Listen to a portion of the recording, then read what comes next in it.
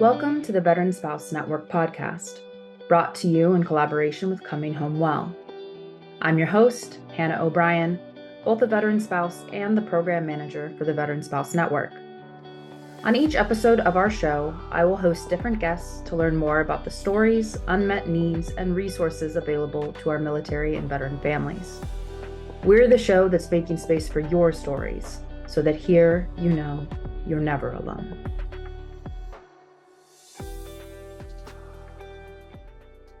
Welcome back to the Veteran Spouse Network podcast.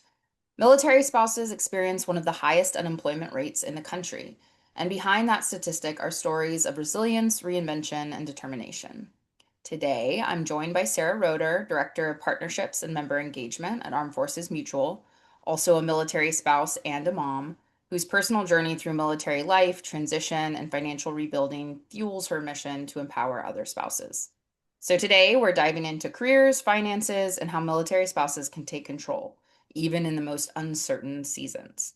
So, Sarah, thank you so much for being here. I'd love to turn it over to you just to kind of tell us a little bit more about you and high level, your connection to this community and your story, as I know we'll get into a lot more as we go on. Yeah, well, thank you, Hannah, for inviting me here today and to talk about something, as you said, that I'm very passionate about because I've lived it and breathed it from a personal and professional aspect. So, a little bit about me, my journey as a military spouse. I was married very young to my Marine and went through active duty military life and lifestyle during OIF and OEF. So high cadence of deployments and moves and raising children on your own, all of that for about 10 years. And then we made the decision to transition from military life into the civilian world at the 10-year mark. And our transition was rocky. And we decided that we were better as co-parents than we were married. So went through a divorce and became a divorced military spouse. And that kind of closed and opened a certain chapter of my life. And then years later, another chapter opened, and I became a wife again. And I married my husband, who was going through the end of his military career, retiring after 23 years. And so now I'm a veteran retiree military spouse. So I've kind of lived every life I think you could live as a military spouse, which is a little unique. It So, is. It is. yeah. And maybe tell us a little bit too about what you do at Armed Forces Mutual. Yeah. So I've been with Armed Forces Mutual for almost 16 years now, and I'm the Director of Partnership and Member Engagement. I lead our team that helps our members and helps the military community really understand what's going to happen to you financially when you transition from the military. So, what are those really big financial impacts when you leave something that maybe you've been a part of, a community, a life, a lifestyle you've been a part of for maybe 4 years, 10 years, 20 years of your life? You leave that, there is a lot of uncertainty, and a lot of it is around financial. And so we want to empower and educate the service member and the military spouse so that they understand what's coming and how they can gain control of that and set themselves up for really good financial footing when you do leave the military so that you have a better chance of handling all the other stuff that comes when Yeah, you leave the military. because it's all the stuff all at once. Uh, Yeah. the finances is, kind of need that to live. Yeah. Well, awesome. Yes, vast personal and professional experience to bring to this Yeah. conversation, which we're grateful for. So as you mentioned, you've really kind of experienced multiple seasons of Yeah. military transition, post-service, family life. What would you say on the topics that we're talking today are Hmm. some of those kind of bigger challenges that you face that now you're kind of seeing how some of this stuff, would play Yeah. into that? It's nice, right? At some time you get to take reflection back, right? And think, you think back on certain times. So when I think about my military life and kind of the various seasons that I've lived, I think one of the largest challenges is moving and moving jobs was one of the biggest challenges. And then moving and moving with children was the Mhm. other really big challenge. Um, you do it, right? When you're in it, you just do it. You don't have a choice. Yeah. You do it the best that you can. And then when you maybe have some time to breathe and you look back, you think, my gosh, that was really hard. Like, how did I even do that? I don't even know. So I think those are the two really big challenges I faced. I Mhm. think a lot of other military spouses face. Yes. It's the move, right? And what comes with the move is jobs and moving with kids. It's not easy. No, I've only had to do it once and they were very little. Yeah. Which maybe is better, maybe is worse. I don't know. Y'all find Yeah. out, right? Yeah, you go. You'll look back and find out one day. Yeah, yeah. And then so I think that the moves kind of span a lot of the seasons that you've lived in, but Mhm. also that you if you think of some of kind of those unique experiences, well, I was going to say that you have, which is true, but also just unique transition points of transitioning Mhm. out or the transition of exiting and entering marriage Yeah. with kids, like what feels kind of unique about those experiences as we think about maybe career finances, just Yeah. life stress. Yeah, life stress, right? Um, yeah, transitioning from the military, right, into the civilian world, transitioned at the 10-year mark, meaning there was no pension, there was no health care, right? And so you have to figure out, okay, now how do we live out in this world that we are not really accustomed to living in, right? And what does that look like financially? And so being prepared and understanding that is something I wish I had done more of, right? I was in this space, but sometimes you get so caught up in your own, right? The kind of rat race of things, you forget to take care of oneself. So I think that, being prepared is a great way to navigate anything. I think when then transitioning kind of through, divorce and rebuilding yourself, because that's really what you're doing. You're now saying, okay, I have to rebuild. I have to rebuild on my own. It's just me now, and I have to rebuild my life, maybe financially, professionally. What does that look like? How do I do that? Uh, you have to be, I think, 10 times stronger than you want to be. Yeah. And so it's especially if you have kids. And so it's hard, and there's no way around it. There's no way around it not being hard. You just have to figure out what resources do I get? How do I make it a little less hard? Where do I take focus and control? And then where do I want my life to go now, right? As I'm rebuilding myself and I have an opportunity to maybe do something completely new or dive into something I've always wanted to do. So, um, as military spouses, we're always reinventing ourselves. Every duty station you go to, you have to reinvent yourself. You have to make new friends. You have to get new jobs. You have to have new childcare. You have to continuously reinvent yourself. So you just kind of sometimes get thrust into reinventing yourself in a new way outside of the military. So it's a challenge, right? Yeah, it's a challenge, and I feel like anyone who's been through it would that might be the first word we use. Not the only word, but the first word. Um, So, what's interesting and complicated about finances, right, is it's tied to so many different things. Like you mentioned Hmm. healthcare, right? And then the Hmm. other big one that we know everyone talks about and thinks about is employment. And of Yeah. course, we all know those statistics about Hmm. military spouse employment. And even it kind of carries over, I think, a lot into that transition period as families are kind of again figuring out the new Hmm. normal of what it looks like to be in the civilian world. Um, so again, you've lived it and then you've worked Hmm. with other spouses who are Hmm. probably going through that. So what does that military spouse employment, whether that's unemployment or underemployment, what does that look like Hmm. in real life for Yeah. spouses? Yeah. So I think there's a couple of things here in real life. It feels terrible. Kind of. I mean, let's just like be very honest here. It feels kind of crummy to have to leave your job that you've worked at for 2 to 4 years and then realize that you have to start over somewhere else. We talk about all these statistics, right? I can throw out, lots, right? It takes on average 19 weeks for somebody who's a military spouse to become employed at their new duty station. That's 4 months, right?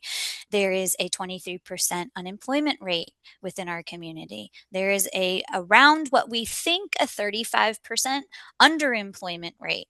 But there's the one that really gets me, which is that military spouses make 38% less than their civilian counterparts. Right. And that is because it's kind of crummy to have to continue to rebuild your career every 2 to 4 years. You don't get that continuity at most companies to be able to stay and to be able to level up and to get the promotion and to get all of the financial rewards of that. And so the numbers don't lie there. And that's what it actually looks like in real life, is that it can be disheartening, right? It can be kind of sad and not feel great. And so it's really important, I think, for military spouses to find resources like the MSEP network through the DoD, which says these are companies that actively want to hire military spouses. They know that you're going to move, they have remote work, they want to keep you on a career path for longevity, and you have an opportunity to not fall into the I make 38% less than my civilian counterpart. So I think a lot of it in real life is doing the education yourself to find companies and resources that you can have longevity at their company or organization. And so I think that's kind of the real life, the reality of it. And then what do I do to change that in some way? Yeah, that's that's interesting. I'm thinking about it from a hiring perspective myself, where we're hiring right now. And like Yeah. we obviously understand as an employer this journey in ways that a Mhm. lot of employers don't. Right. And also I get a lot more military spouse applications than I'm sure most many organizations do. Mhm. But without a cover letter telling me that they're a military spouse, I can tell when they are Mhm. just by looking at their resume from exactly what you're talking about. You see Mhm. kind of these short stints. You see kind of maybe there Mhm. was like a really what I imagine is more of a dream job, like correctly qualified, Mhm. position. And then you see the admin assistants and Yep. the working at, Exactly. a retail store, and then maybe back to something that probably was actually in line with what they wanted to do. And Yeah.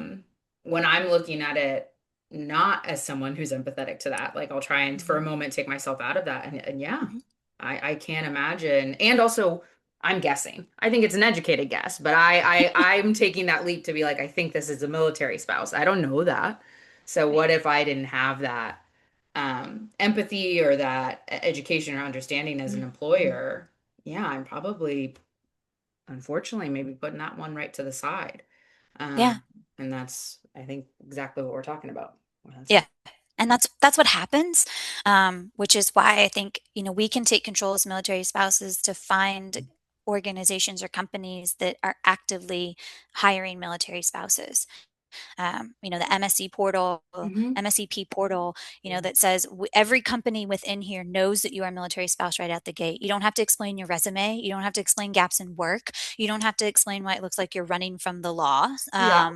because you are moving every 2 years, and we want to hire you, and we know that you're capable and you're a good worker and that you're going to do great things. And when a military spouse has employment, there is a whole ripple effect that happens there, right? The family now has more financial stability, right? The family has a little less pressure when, buying the groceries and enrolling kids in camps and doing all of the things.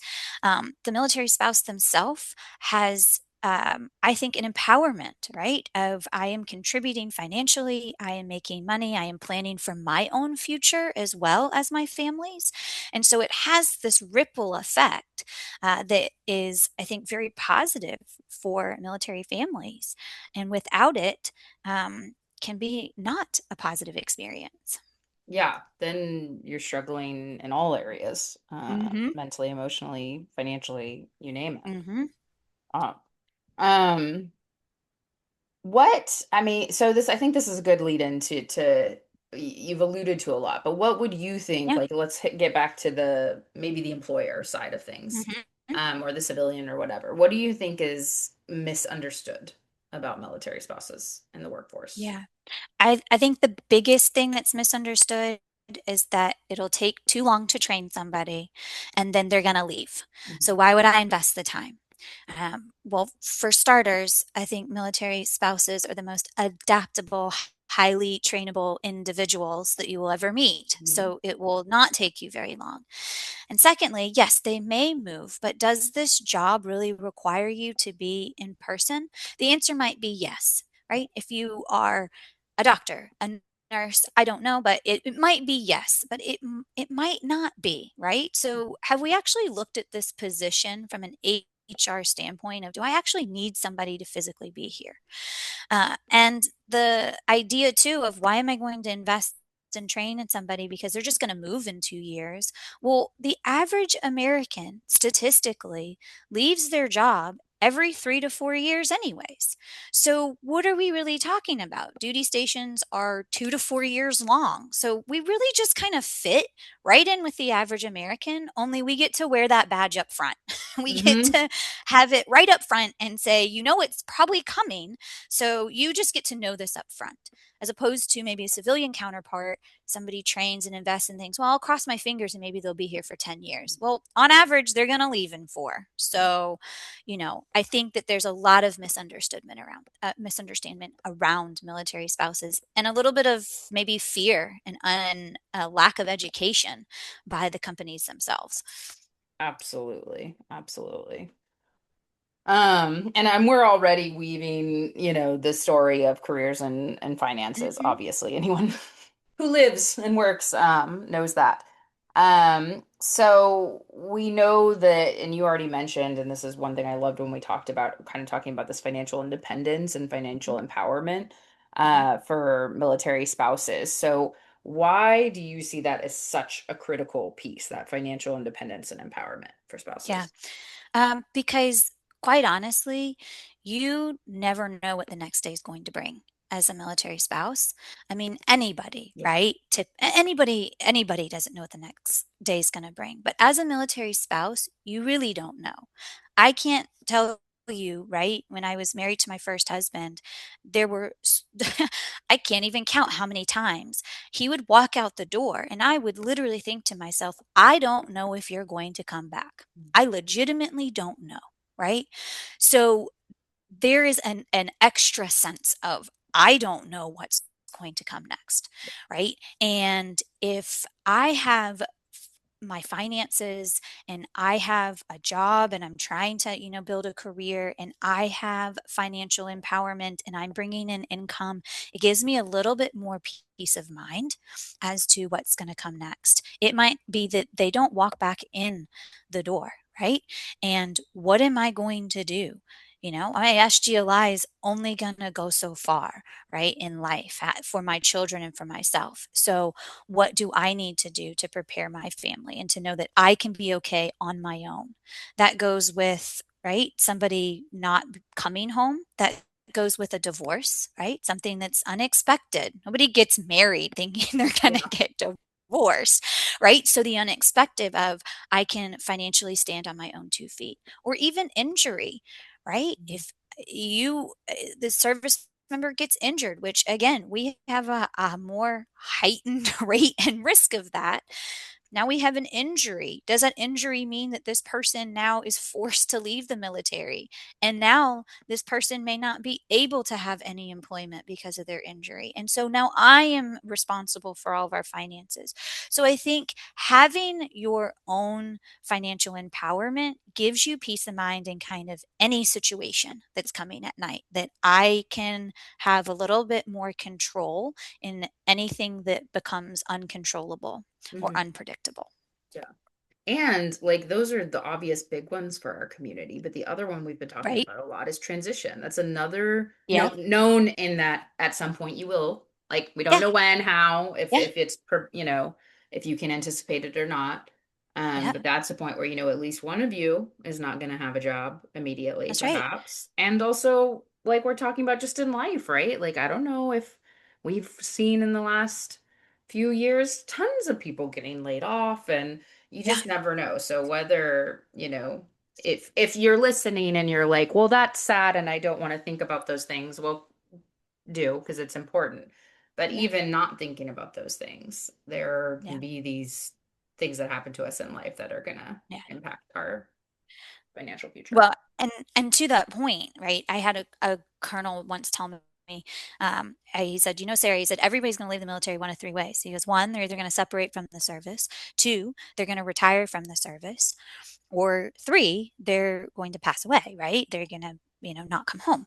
And so it's inevitable that you will leave the military. It's a guarantee you Yeah. will leave the military. It's just how, Mhm. right? And the transition space is a space where you get to have control over. You get to have say in it. You get to plan for it. I know here at Armed Forces Mutual, we talk so much about understanding your military versus civilian pay. Mhm. We want you to understand it. We have tables and charts on it that say this is what you are getting paid in the military, your service member, and this is how much you have to make in the civilian world just to break even. And it is usually between $30 and $60,000 more. And so it is something that you can know and understand and then move forward in.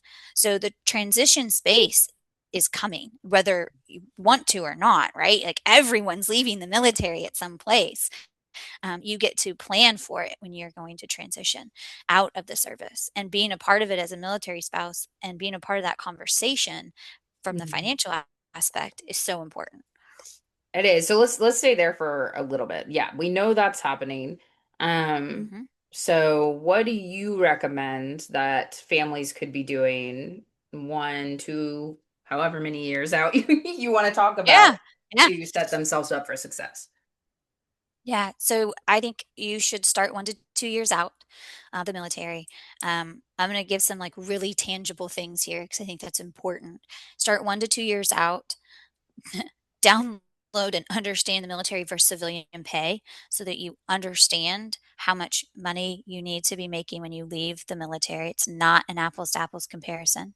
The third thing would be understand your taxes. This is the one that bites everybody a year out of service.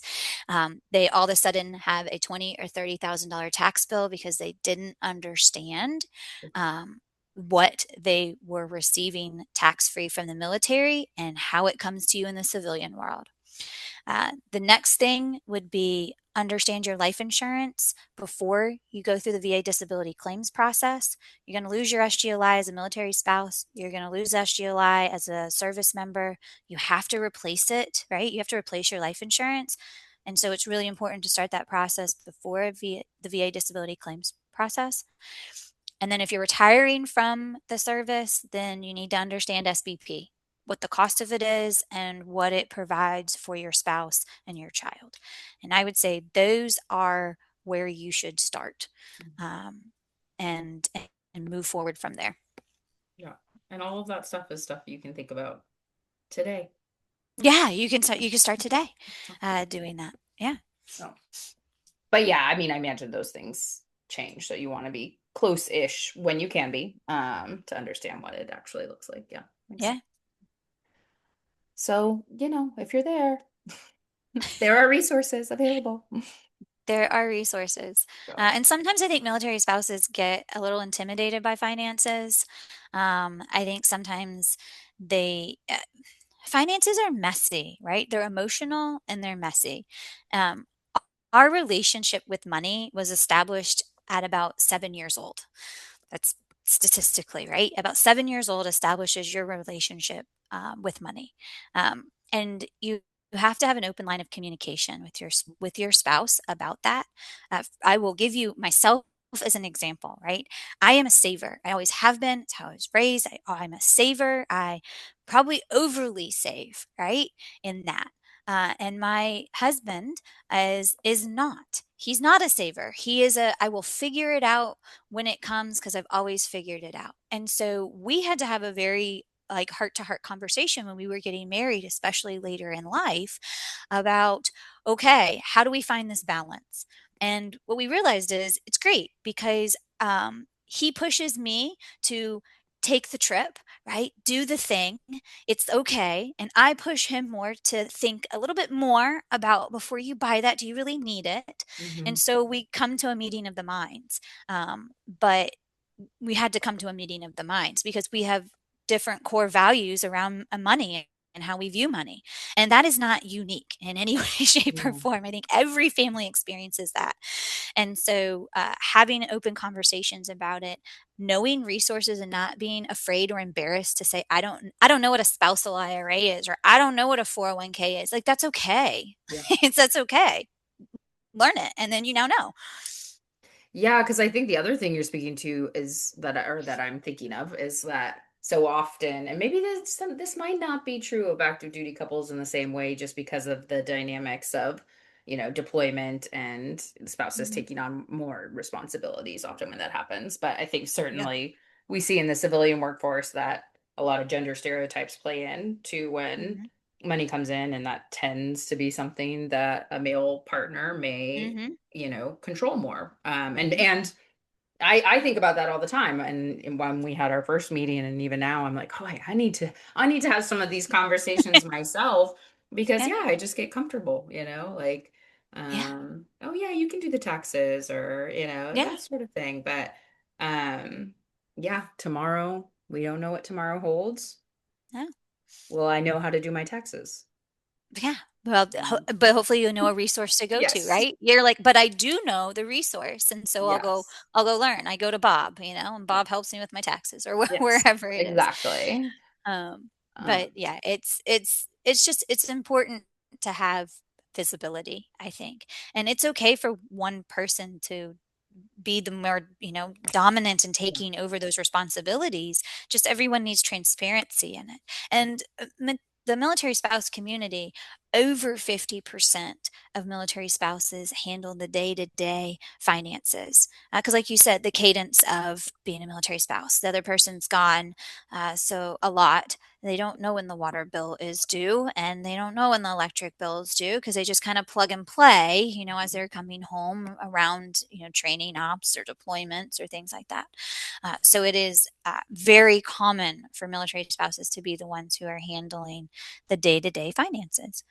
Yeah. Uh, yeah. Well, it is different. And I think certainly what we hear more on the post-service side is this kind of lack of understanding, especially Mhm. around VA benefits, like, and Mhm. what, certain money may be coming in. And we do hear Mhm. that sometimes, spouses feel in the dark on the financial picture.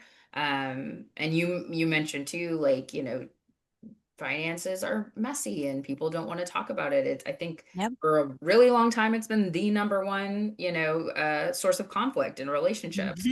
Um, so, I mean, we're talking about transparency, but we do hear Yeah. this a lot more. Than it breaks my heart when we hear, spouses like, I don't even know. Um, what our financial picture looks like. And when I try to Yeah. talk to my spouse about it, I get the, oh, don't worry about it, or oh, you don't need to know. Um, so I don't know. What advice do you have if that's what you're being met with as a spouse, Yeah. um, in your Yeah. And relationship?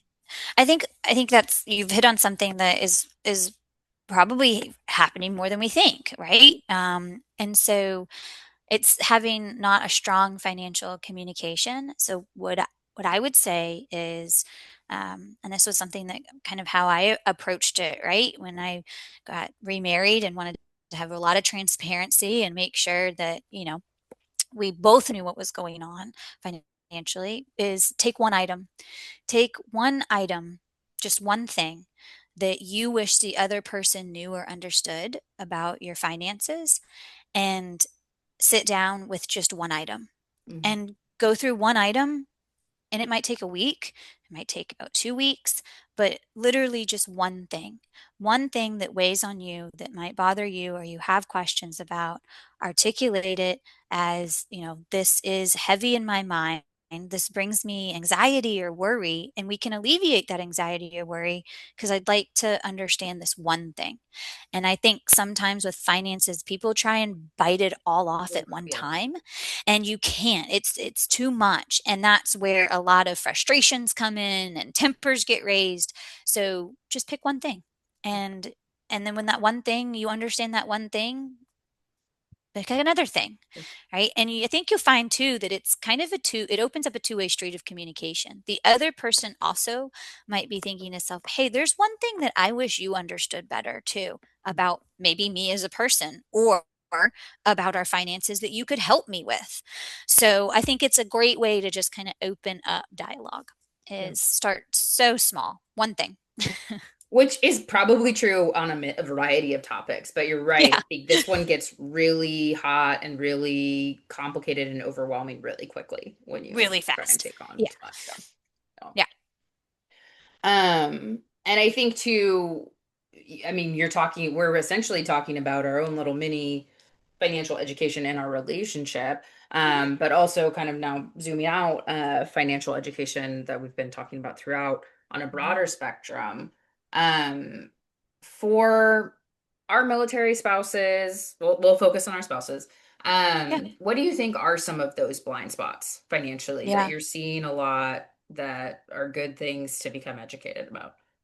Yeah. I think the number one thing is the spousal IRA. If you don't know what it is, Google it Mhm. or come to Armed Forces Mutual. We Yeah. have a whole resource page on it. Um, Spousal IRA. So, a lot of times, because we've been talking about this problem with military spouses getting employment and having jobs, there are times when you are unemployed, right? Whether it is because I can't find a job, or I've decided to stay home and my work is within the home. I have done both. I have worked outside of the home and I have worked just inside of my home, just raising children and equally as hard, right? It is equally there. So it is real work.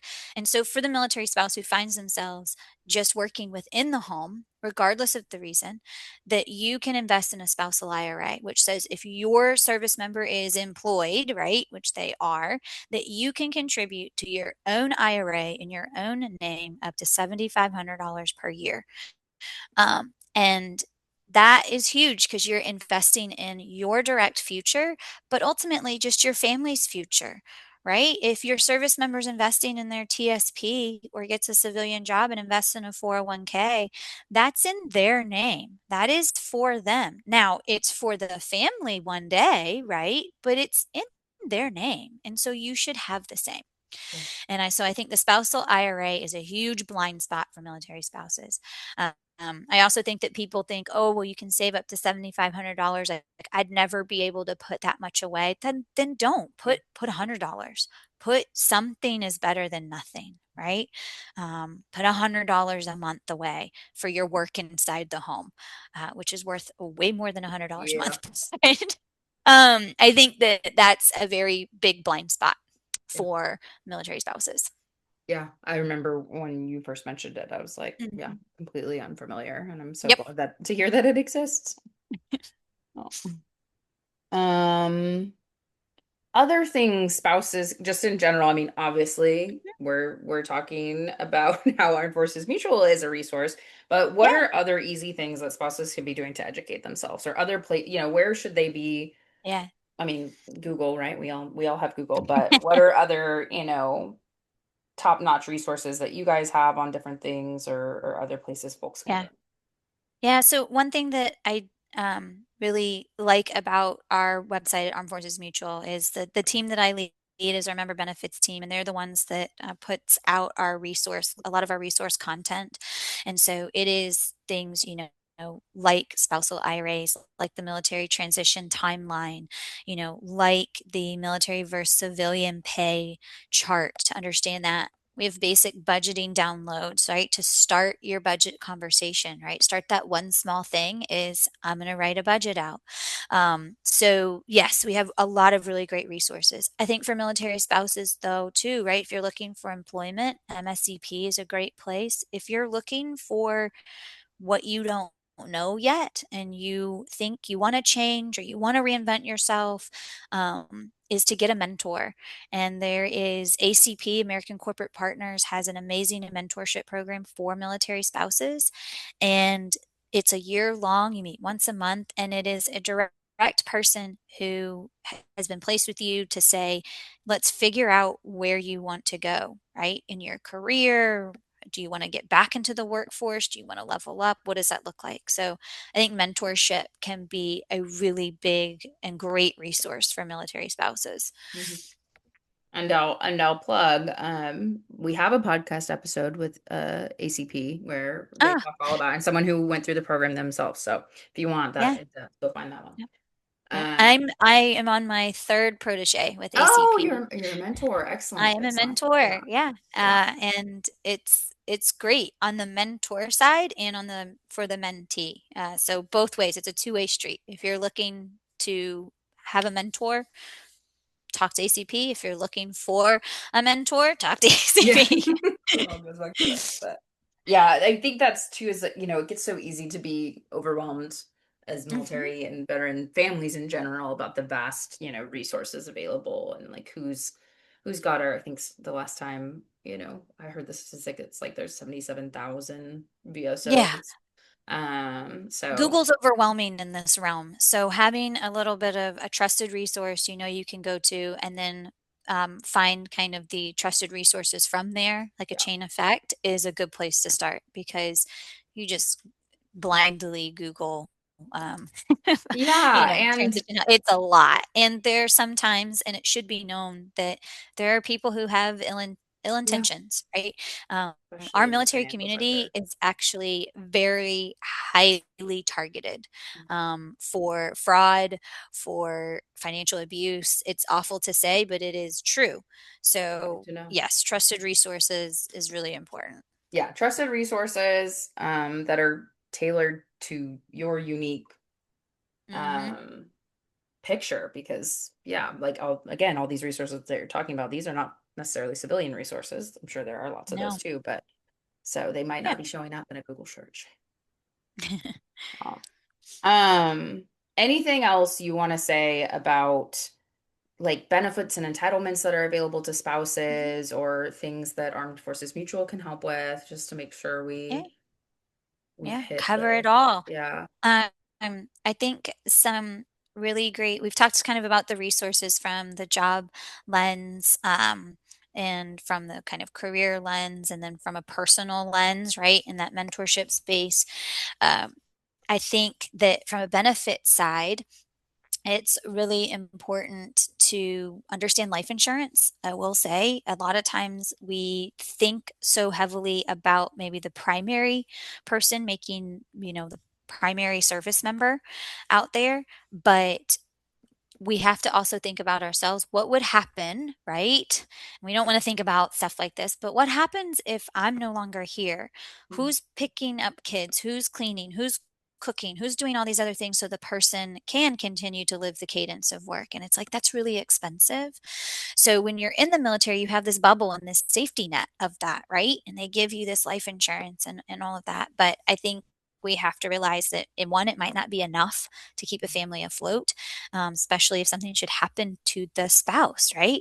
Who's going to take over all of the care of kids? That's very expensive. If you've been at home doing that, what's going to happen? So I think that's kind of a blind spot we don't really talk about. And so understanding that is really important. And then on the kind of benefit side, understanding VA disability and compensation and benefits. It's important for you as the spouse to understand that, Yes. because your service member, that's their benefits. But when that service member is no longer there, all of that money ends, right? And so it's important to know that that's going to stop. And there are ways that you can apply for additional benefits and things like that. And so knowing that, I think, is very important. And then knowing, where do I go to get those questions answered? Armed Forces Mutual is a resource of that. But those are kind of the two big things from a financial standpoint, I Mhm. think, that get overlooked when talking about transitioning from the military or being in the active duty space in the military and thinking about this.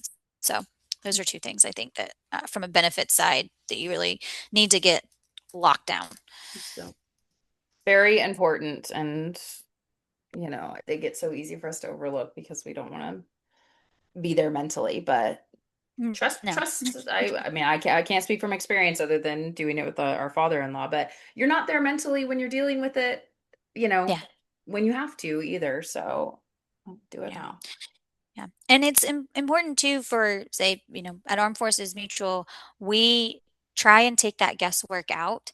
I am very proud and humbled to be able to work with our survivors because we try and alleviate all of that stress. We try and say, okay, because you were in a stressful environment and there's so much happening, we know what to do. So we know what forms you need to apply for, we know what benefits you need. We try and take the guesswork out of it for a surviving spouse. And that's a bit unique, right, than to maybe companies that just work with civilians. And so I think that's important too as you're looking around and talking to people is how do they understand my community? Is your resource applicable to me? And so that's something to look at because there are right places that's all they deal. We deal just with the military, which is different. It's just different. It is different, so let's treat it as such. So to kind of begin to close us out, and to take it back to you, because I think it's always good to connect back to who we're listening to. What Yeah. has kind of your financial independence journey meant to you, taught you? How have you benefited from it? Yeah. For me personally, once I made the decision to become more financially aware of my, current situation and take kind of control of that and learn, I felt a really big sense of pride in myself as well as a sense of peace. And those are kind of two things that I think are really important. So on my journey as a military spouse, and then my journey in being a very young military spouse, and really not kind of knowing and understanding our finances and what was happening, to really sitting down and educating myself on it, and and setting goals for myself and for our family. There was a big sense of empowerment and pride, and then peace that came with it. I sleep better at night, legitimately, and I wish that for everyone. And so it's kind of like having to do the hard work, and the beginning is the hardest part, and then you set up kind of standards and automatic things, and it becomes a lot easier. But for myself, personally, that was the greatest thing, was a sense of peace. And from a professional standpoint, you know, I love being able to talk to somebody, especially a military spouse, who says, I never knew that. And that has changed the way that I'm doing something, that has fundamentally changed, how I'm operating, or our household's a happier place, or I'm more at peace, or, all of the things. So, full circle there. It definitely comes around, and it is something that I am so passionate about talking about, is empowering military spouses to understand your finances for your family, but for yourself as well. Yeah. And then you've been saying these throughout, but I always like to kind of end like, and especially thinking if someone's kind of in it, feeling super overwhelmed and they're Mhm. listening today, what is one piece of advice or one step that you can suggest that they take just to get moving? Yeah. I think if you're overwhelmed in trying to find a career, then I would go to MSCP and find a job through that portal. If you are overwhelmed in, I don't know what to do with myself, I would find a mentor. And if you're overwhelmed by your finances, I would start with one thing, and I would start with a clear budget. And I would sit down and I would write down all of your guaranteed expenses in a month, everything you know you have to pay: mortgage, gas, little league, whatever, all of the things you know that you have to pay, just write them all down, get it out of your head, put it on paper, see it, and then move forward from there. And I think those are the one thing I would do in kind of each one of those lanes to feel That's a perfect. little less overwhelmed. Yeah, that's perfect. Because, and especially if you're in the transition space, you may be feeling all of those things all at once. Mhm. And then some. Mhm. So I appreciate, and I'm sure our listeners appreciate little action items. And again, those really trusted resources who get what you're Mhm. going through Yeah, to that's help super you along important. the way. That's critical. Well, Sarah, I really appreciate you joining us today. I really appreciate you sharing your personal experience along with your professional expertise. I think that's always the best combination when we're trying to reach our spouses and help them feel a little less alone, but also a little bit more prepared. So I'm grateful for you coming on and being willing to be so open. I know it's going to benefit Yeah. folks. Well, thank you so much, Hannah. It's been great, and I really appreciate what the Veteran Spouse Network's doing to get this information out there, Thank you. right? Yes, we are not everything. So how can we get more info about all of these amazing resources out there to the people who are connected to us? That's the goal.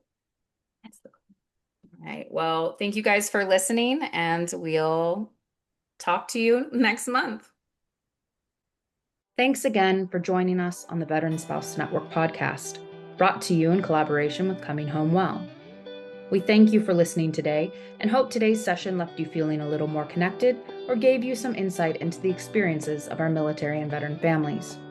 Don't forget to check us out at veteranspousenetwork.org to learn more about how our military and veteran families can receive the support they deserve.